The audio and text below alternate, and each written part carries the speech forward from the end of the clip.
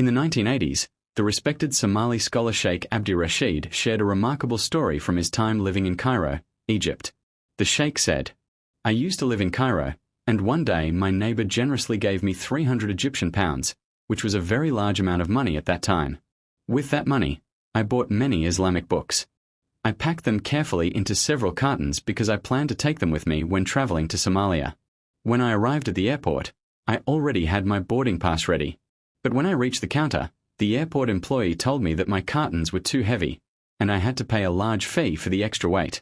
At that moment, I did not have that money. When I explained this, the employee thought I was joking or wasting his time. The line behind me was long, and he became irritated. He said, 'Don't waste our time.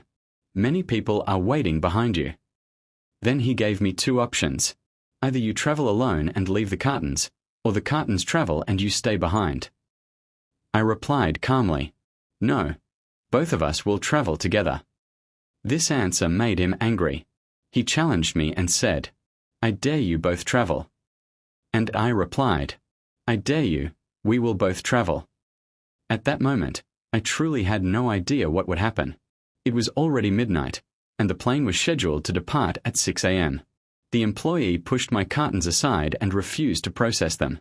So I took my passport and boarding pass and went to the airport mosque. I spent the entire night praying, making dua, and reciting the Qur'an. All night I kept asking, 'O Allah, let me and my books travel together.' As dawn approached, the Fajr prayer time arrived. Some people in the mosque saw me wearing Islamic clothing and asked me, 'Please lead us in prayer.' So I led them in the Fajr prayer.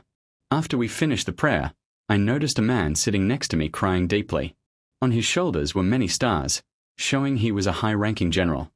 My passport and boarding pass were lying on the floor in front of me.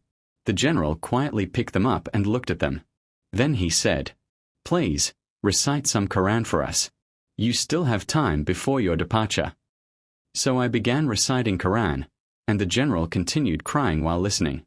Later I discovered that this man was actually the commander of airport security. After I finished reciting, he took me to his office, offered me coffee and snacks, and kindly asked, 'Why didn't you complete the weight procedures for your cartons?' I explained that I had some difficulties and could not pay the extra fees.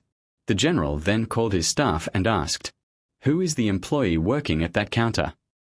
They told him the name of the man who had refused my cartons. He immediately called him to the office.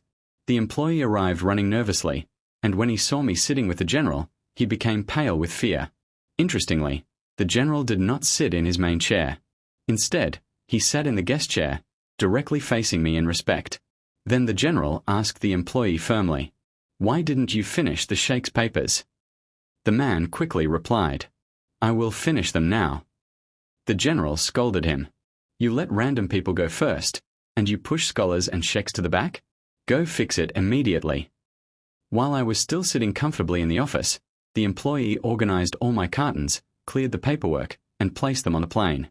He returned my boarding pass, apologized sincerely, and even allowed the extra weight I was carrying in my hands. The general ordered that those items be placed directly on my seat in the plane. I was then escorted through a special gate, without even going through the usual checks. As I walked through the airport, people were whispering to each other, 'Is he a minister? Or maybe someone with a very high position?' But in reality, I was simply a servant of Allah who spent the night praying for help.